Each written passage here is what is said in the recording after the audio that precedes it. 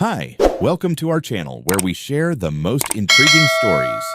Nestled deep in the rugged mountains of Colorado, Thomas Rivers thought he'd left chaos behind. His 12-acre sanctuary, shared only with his loyal Labrador Max, was his fortress of solitude. But when an overreaching HOA from a nearby development declared war on his independence, Thomas knew peace wouldn't come without a fight.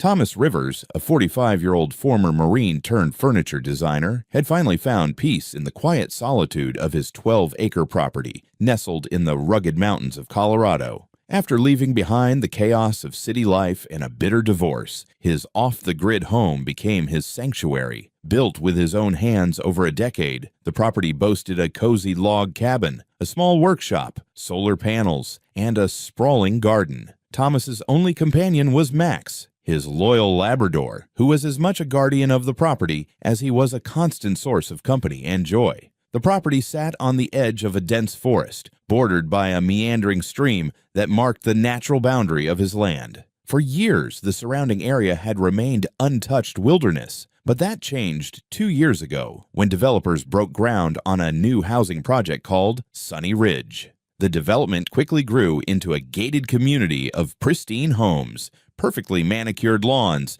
and rigid homeowner association rules. Although the complex was over a mile away, its presence cast an invisible shadow over Thomas's life. At first, Thomas barely noticed the new neighbors, apart from the occasional sound of construction equipment echoing across the valley. The residents of Sunny Ridge rarely ventured into the wilds near his home, and he was content to let them live their lives while he enjoyed his independence. He assumed they would leave him alone, but this assumption was shattered one crisp morning in late spring when an official-looking envelope arrived in his mailbox. The letter bore the logo of the Sunny Ridge Homeowners Association and opened with a curt salutation. "Dear Mr. Rivers, it has come to our attention that your property falls within the future expansion plans of Sunny Ridge. As such, you are required to comply with HOA regulations. Please remit your outstanding fees of $600 and address the following violations."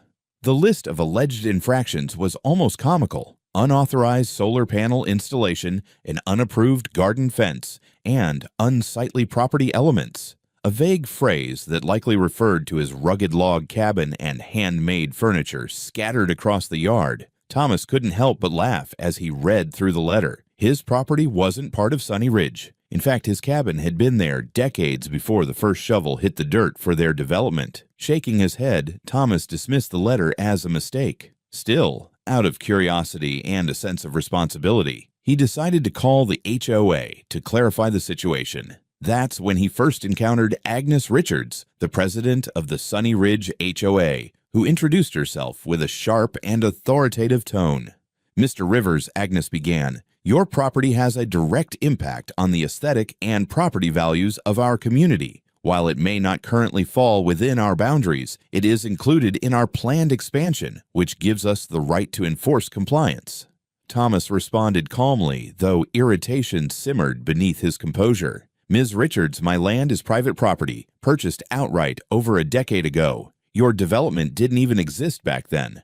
I am not, and never will be, part of your association." Agnes was undeterred. "That may be true for now, but your proximity to Sunny Ridge means you share a community footprint. Our master plan includes properties like yours. It's in everyone's best interest to align with HOA standards." Thomas ended the call, determined not to let her pushy demeanor ruin his day. He figured that would be the end of it. But as the days passed, the weight of the situation lingered. The thought of his independence being threatened by a group of strangers and their arbitrary rules ignited a spark of defiance in him. Unbeknownst to Thomas, this was only the beginning of a battle that would test his resilience, his patience, and his understanding of what it truly meant to stand his ground.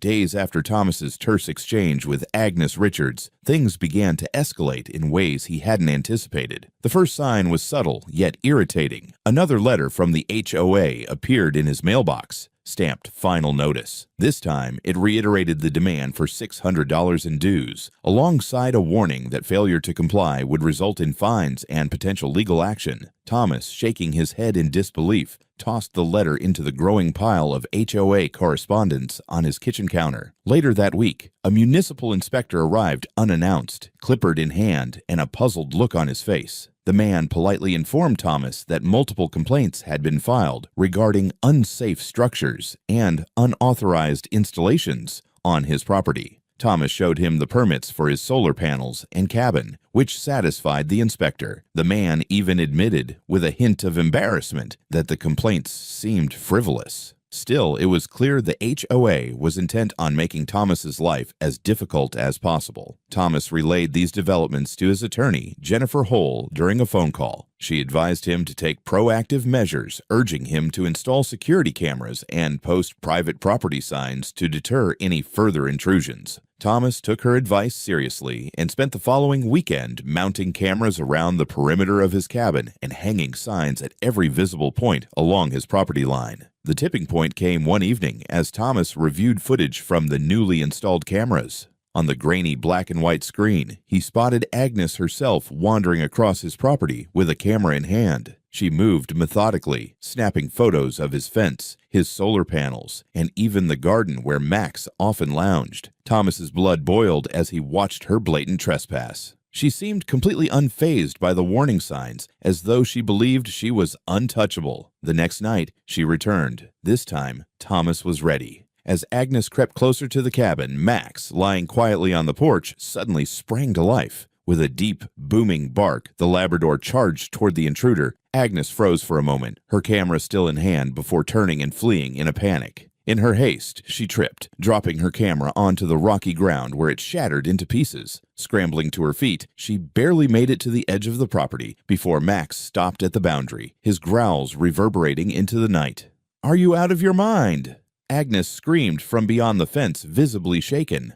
"You could have killed me with that dog." Thomas, stepping onto the porch with arms crossed, smirked as he replied, "You're lucky I didn't call the sheriff." "Consider this a warning. Stay off my land." Agnes pointed a trembling finger at him. "This isn't over. You'll regret this," she shouted before storming off, leaving behind her broken camera as evidence of her trespass. Thomas wasted no time contacting Jennifer. Together, they filed a complaint with local authorities and began drafting a request for a restraining order against Agnes and the HOA. While Thomas hoped this would bring an end to the harassment, deep down he knew Agnes wouldn't back down so easily. Within a week, his fears were confirmed. Another letter arrived, this time not from the HOA, but directly from Agnes's attorney. She was suing him for $4,000, claiming damages for the broken camera and emotional distress caused by his aggressive dog. The audacity of the claim left Thomas speechless. For the first time, he realized the lengths Agnes was willing to go to assert control. And so, the conflict grew, pulling Thomas further into a legal and personal battle he never sought, but now had no choice but to face. The lawsuit over the broken camera was just the beginning. As Thomas prepared his response with Jennifer's help, another bombshell landed in his mailbox, a formal legal complaint filed by the HOA itself. This new suit accused Thomas of damaging the aesthetic integrity of Sunny Ridge and claimed that his property's appearance was reducing the value of nearby homes. The HOA demanded compensation for these supposed losses, along with a court order requiring Thomas to bring his property into compliance with their guidelines. Thomas couldn't believe the lengths Agnes and her HOA were going to. With his frustration boiling over, he met with Jennifer to strategize. She advised filing a counterclaim, not just for the harassment and legal costs he'd already endured, but for trespassing, defamation, and emotional distress. She also suggested including a public records request to obtain evidence of HOA misconduct. On the day of the first court hearing, Thomas walked into the courtroom armed with a meticulous collection of evidence. Jennifer had left no stone unturned. The stack of documents included satellite imagery proving his property was never part of the Sunny Ridge development, permits for his solar panels and garden structures, and detailed footage from his security cameras. Each video showed Agnes brazenly trespassing, including the now infamous incident where she fled from Max and dropped her camera. The HOA's attorney began with the argument that Thomas's property, while technically outside their boundaries, still affected the visual harmony of the neighborhood. His outdated structures and unsanctioned installations are an eyesore, the lawyer insisted, and they devalue the modern homes of Sunny Ridge. Jennifer countered with precision. Your Honor, my client's property predates Sunny Ridge by over a decade. It is not, nor has it ever been, subject to HOA jurisdiction. Furthermore, we have clear evidence of harassment, trespassing, and unfounded legal actions designed solely to pressure Mr. Rivers into compliance. She presented the security footage, highlighting Agnes's multiple intrusions and the incident with Max. When Agnes herself took the stand, Jennifer's questioning was relentless. Mrs. Richards, were you aware that Mr. Rivers' property is private land and not under your HOA's control? Agnes hesitated, her composure cracking under the weight of her lies. Well, it's adjacent to our community, so we have a vested interest in ensuring it aligns with our standards. Agnes stammered. Jennifer didn't let up. Did you personally trespass on Mr. Rivers' property on multiple occasions, as shown in these videos? Agnes squirmed, trying to spin her actions as necessary inspections, but the judge wasn't buying it. With a stern expression, the judge addressed her directly. Mrs. Richards, HOA jurisdiction is not a license for harassment. This court does not condone your repeated intrusions on private property. The turning point came when Jennifer presented financial records obtained from the public records request. These revealed that the HOA had misallocated funds for legal fees to pursue frivolous claims, including the lawsuit against Thomas. This evidence not only undermined their credibility, but exposed the HOA to potential legal scrutiny from its own members. By the end of the hearing, it was clear the tide had turned in Thomas's favor. The judge dismissed the HOA's complaint, calling it unsubstantiated and overreaching. Furthermore, the judge scheduled a separate hearing to address Thomas's counterclaim against the HOA and Agnes. As they left the courtroom, Jennifer smiled at Thomas. This isn't just a victory, Thomas. This is leverage. They've overplayed their hand, and now it's our turn to set the record straight. Thomas nodded, feeling a mix of relief and determination. The battle wasn't over, but for the first time, he saw a clear path to reclaiming his peace. With the HOA's initial claims dismissed and the judge clearly unimpressed with their tactics, the focus shifted to Thomas's counterclaim. Over the next few weeks, Jennifer meticulously built the case, consolidating a mountain of evidence that painted a damning picture of the HOA's overreach and Agnes Richards' personal vendetta. At the next hearing, Jennifer presented a comprehensive argument outlining the HOA's repeated violations. She emphasized their trespassing, harassment, and misuse of resources, which not only targeted Thomas but also misled other HOA members. Several residents of Sunny Ridge came forward, providing written statements and even testifying that they had no knowledge of or support for Agnes's actions. The highlight of the proceedings was a subpoenaed recording from an HOA board meeting. In it, Agnes could be heard ranting about the need to bring that hermit in line, admitting that the HOA's complaints were part of a strategy to pressure Thomas into compliance. This revelation shattered any remaining credibility she had and left the courtroom in stunned silence. Faced with mounting evidence and growing dissatisfaction from her own community, Agnes attempted a last-minute settlement. She offered to drop all claims and proposed a public apology in exchange for Thomas withdrawing his counterclaim. But Thomas wasn't interested in hollow gestures. He instructed Jennifer to push forward, determined to hold the HOA accountable and set a precedent for others facing similar harassment. The judge's final ruling was a resounding victory for Thomas. The HOA was ordered to pay $30,000 in damages for harassment, trespassing, and legal fees. Agnes Richards was personally held liable for $10,000 due to her role in orchestrating the campaign against him. The court also issued a permanent injunction preventing the HOA from taking any further action against Thomas or entering his property without explicit permission. The aftermath was equally impactful. Agnes resigned as president under pressure from the HOA board, and the remaining members began overhauling their governance practices. A new president, Ryan Ellis, reached out to Thomas, expressing regret for how things had unfolded. Ryan acknowledged that Agnes's actions had gone unchecked for too long and promised a more transparent and fair HOA moving forward. For Thomas, the ruling brought more than just legal vindication. It was a reaffirmation of his rights as a property owner and a declaration that no amount of bureaucratic bullying could force him to give up his independence. As he stood on his porch that evening, watching the sunset over the mountains, he felt a weight lift off his shoulders. Max lounged beside him, tail wagging lazily, as if sensing his owner's relief. "We did it, boy," Thomas murmured, scratching behind Max's ears. For the first time in months, the air felt lighter, the silence deeper, and the peace truly his once again. In the weeks following the court ruling, the ripple effects of Thomas's victory began to reshape the dynamics of the Sunny Ridge community. News of the case spread quickly, both within the neighborhood and throughout the local area. Residents of Sunny Ridge, many of whom had grown wary of Agnes Richards' authoritarian leadership, began voicing their frustrations more openly. The newly appointed HOA president, Ryan Ellis, sought to repair the association's tarnished reputation. One of his first acts as president was to organize a community meeting, inviting residents to discuss ways to make the HOA more transparent and fair. At Ryan's request, Thomas agreed to attend the meeting, not as a member, but as a neighbor with first-hand experience of the HOA's overreach. When Thomas arrived, he was surprised to find himself greeted with handshakes and words of gratitude from several Sunny Ridge residents. Many admitted they had felt powerless against the strict rules and fines imposed by Agnes and her allies. One elderly couple shared their relief that Thomas's stand had brought long overdue change. "We've been afraid to put up Christmas lights for years,"